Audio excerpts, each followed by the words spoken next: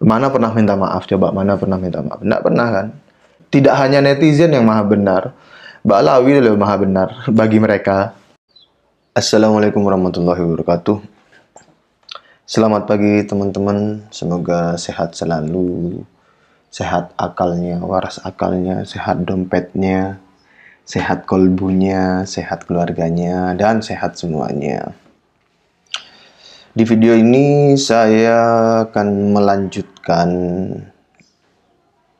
guliran isu tentang Soekarno, pengkerdilan Insinyur Soekarno, sang proklamator Indonesia, pengkerdilan perjuangan rakyat yang disalah-salahkan, kemerdekaan Indonesia, perjuangan kemerdekaan Indonesia yang dipertanyakan oleh Rommel Abbas.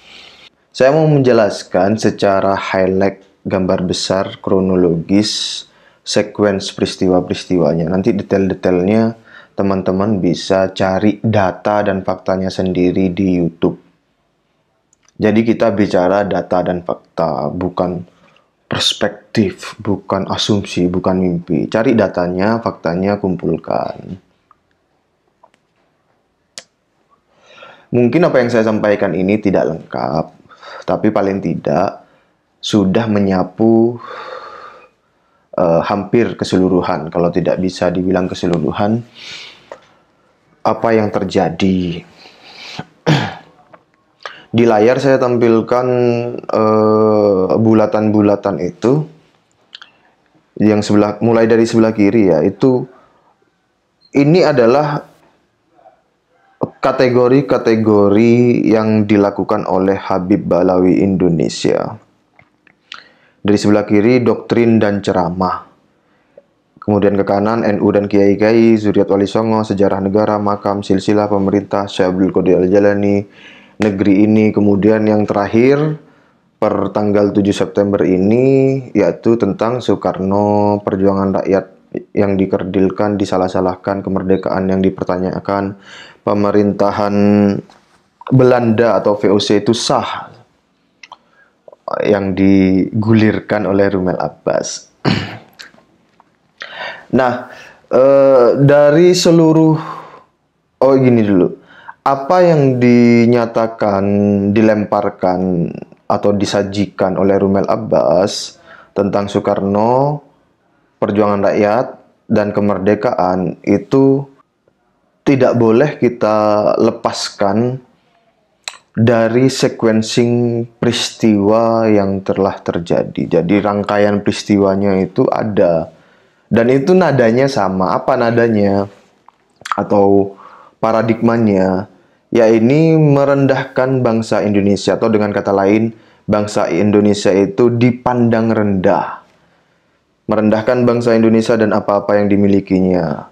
Simultan dengan itu, meninggi-ninggikan klan Ba'alawi. Kalau mau diringkas lagi, Indonesia diinjak-injak, Ba'alawi dijunjung-junjung. Nah, ini paradigma yang bisa dibaca dari sequencing keseluruhan peristiwa-peristiwa yang terjadi. Kita mulai dari yang kiri, doktrin dan ceramah. Itu sudah banyak sekali beredar di YouTube, doktrin-doktrin yang meninggi-ninggikan, mengkultus-kultuskan klan Ba'alawi, dan merendah-rendahkan kiai-kiai, merendah-rendahkan pribumi. Masih ingat gak? Ada ceramah yang bilang belajar pada satu Habib yang bodoh itu lebih utama atau lebih mulia dibandingkan belajar kepada 70 kiai yang alim. Itu satu. Yang kedua, kalau Habib Ba'alawi itu tidak datang ke Indonesia, masyarakat ini masih menyembah pohon. Dan banyak lagi ceramah-ceramah semacam itu. Bahkan Banser, kalau tidak salah ya, saya ingat saya Banser juga pernah direndah-rendahkan. NU juga. Nah, doktrin-doktrin itu ya doktrin untuk melumpuhkan, menjajah mentalitas masyarakat. Doktrin-doktrin dari Habib itu. Tidak boleh mengkritik Habib, Yang mengkritik Habib itu mirip dengan setan, iblis.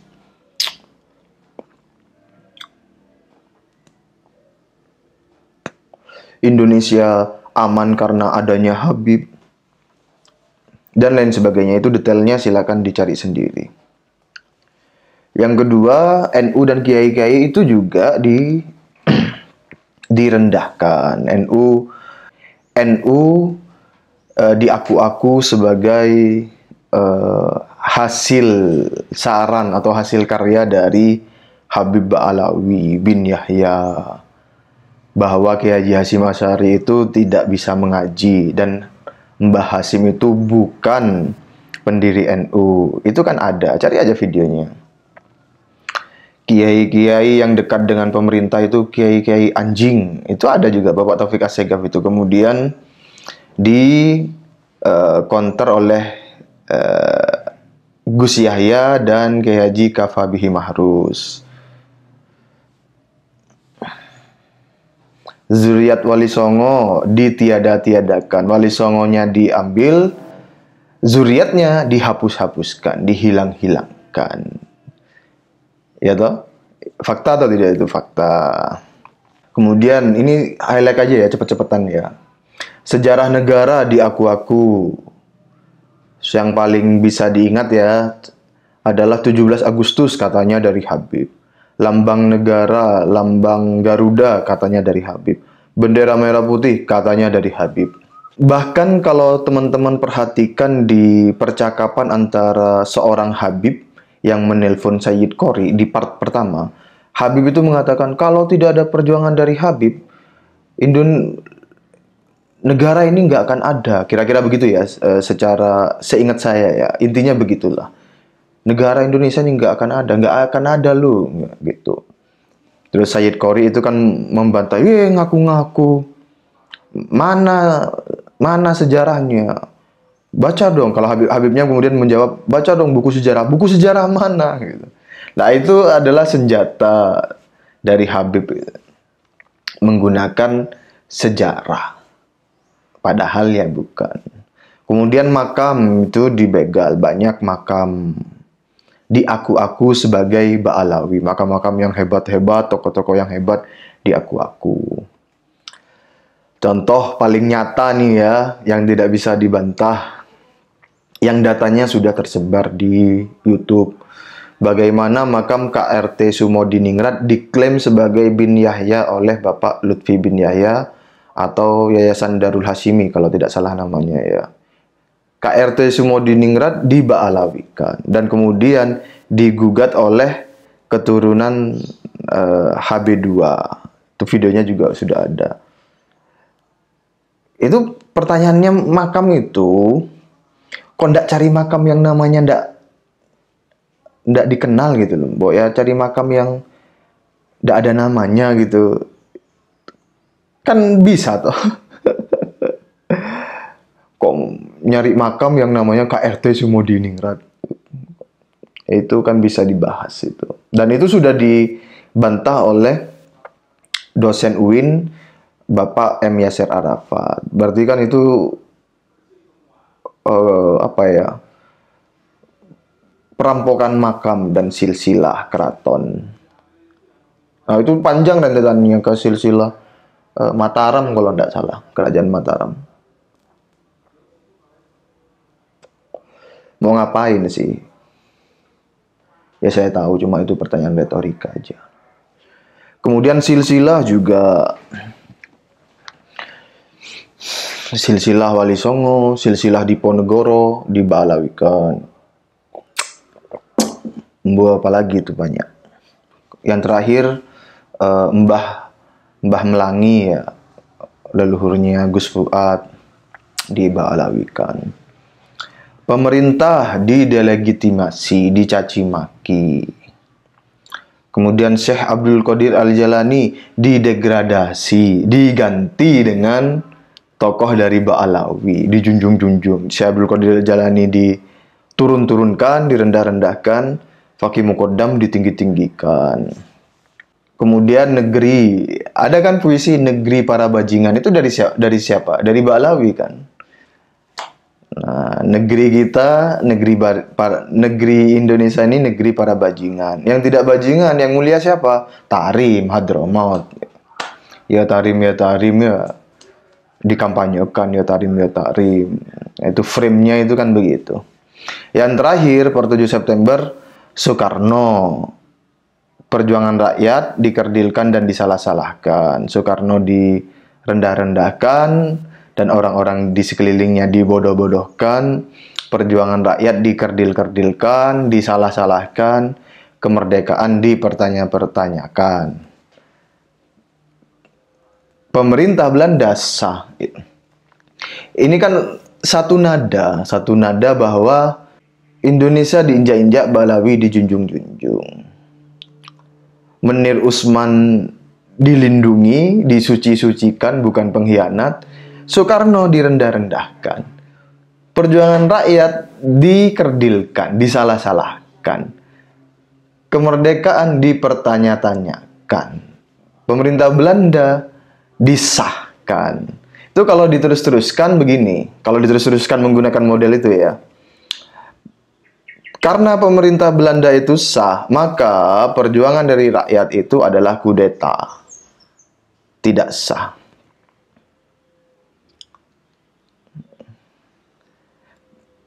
Karena perjuangan rakyat itu tidak sah, kemudian menjadi merdeka, maka kemerdekaan ini tidak sah. Karena tidak sah, harus dikembalikan ke pemerintahan VOC atau Belanda. Lah,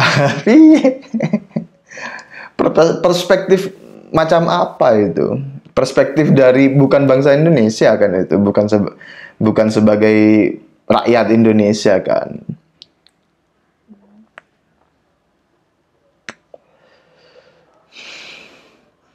Kalau kemerdekaan ini harus dikembalikan ke VOC Belanda, lah Balawi jadi golongan atau kasta nomor 2 yang mulia. Lah mau kembali ke situ kalau kita mau baca menggunakan model paradigma, perspektif atau apalah itu, akrobat-akrobat istilah itu. Nah, makanya dari rentetan peristiwa atau isu-isu yang dilemparkan atau fakta-fakta yang ada itu kan dilakukan oleh Ba'alawi itu. Kita bisa membaca bahwa paradigmanya mereka itu bukan paradigma sebagai bangsa Indonesia. Paradigma mereka itu paradigma yang terpisah dari bangsa Indonesia. Mereka bukan memposisikan diri sebagai bangsa Indonesia, meskipun hidup di Indonesia.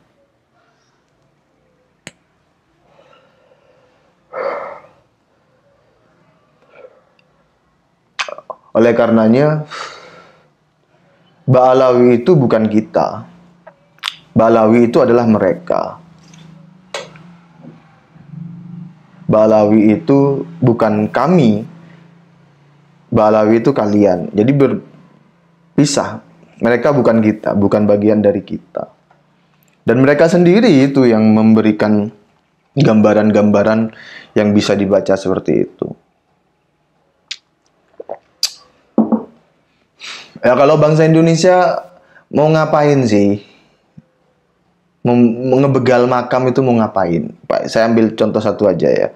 Ngebegal makam Kartosumodingrat itu mau ngapain kalau bangsa Indonesia ya?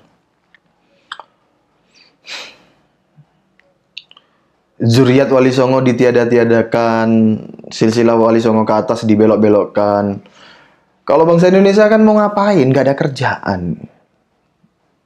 Nah, kan begitu.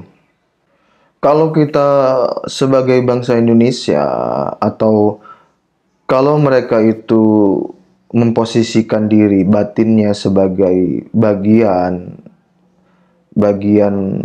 inherent dari bangsa Indonesia, maka konsekuensi logisnya adalah memandang Belanda itu memang sebagai penjajah, bukan pemerintahan yang sah.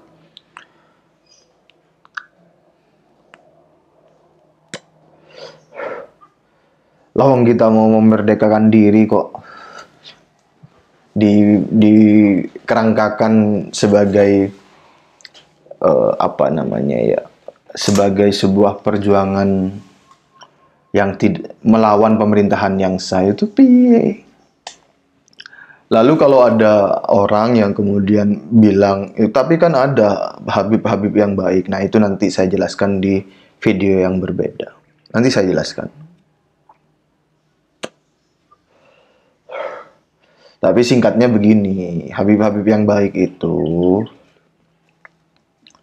kalau mereka itu memandang atau batinnya adalah sebagai bangsa Indonesia, ketika ada pembelokan sejarah atau penghapusan sejarah, ambil contoh saja 17 Agustus, lambang Garuda dan bendera merah putih diklaim oleh Habib Ba'alawi, maka Habib yang kalem yang baik ini harus bersuara, tidak terima, kan begitu kan?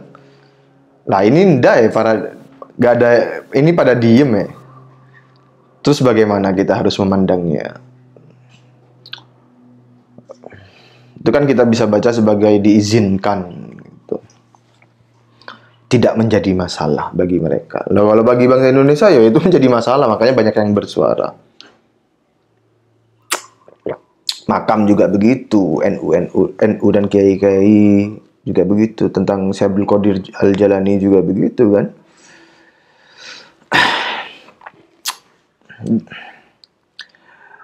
Sementara ini demikian dari saya. Terima kasih. Mohon maaf jika ada salah kata, salah nada, salah ekspresi, dan mungkin tidak detail di dalam mengemukakan data karena memang bukan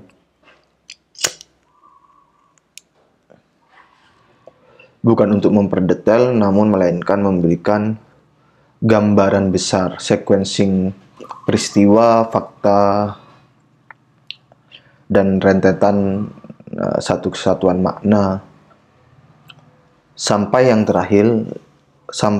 terakhir dilakukan oleh Romel Abbas. Meskipun itu nanti mungkin nanti dia akan ngeles.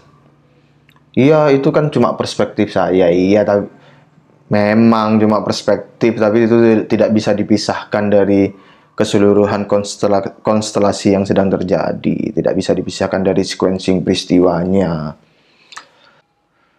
Dan kalau merasa bagian bangsa Indonesia, perspektif itu ya tidak dilontarkan. Ngeles bahwa ini kan cuma perspektif, tapi kan sudah dilontarkan menjadi masuk ke masyarakat yang mendengar. Makanya tetap aja kami harus memberikan balasan atau counter narasi dari lemparan-lemparan atau kalimat-kalimat paradigma yang sudah digulirkan di masyarakat. Tidak apa-apa, memang jago ngeles kan memang klan Ba'alawi. Tidak ada, Ba'alawi itu tidak pernah salah. Mana pernah minta maaf? Coba, mana pernah minta maaf? Tidak pernah kan? Iya, Ba'alawi itu tidak pernah salah. Ba'alawi selalu benar, maha benar. Tidak hanya netizen yang maha benar, Ba'alawi itu maha benar bagi mereka. Demikian dari saya, terima kasih. Wassalamualaikum warahmatullahi wabarakatuh.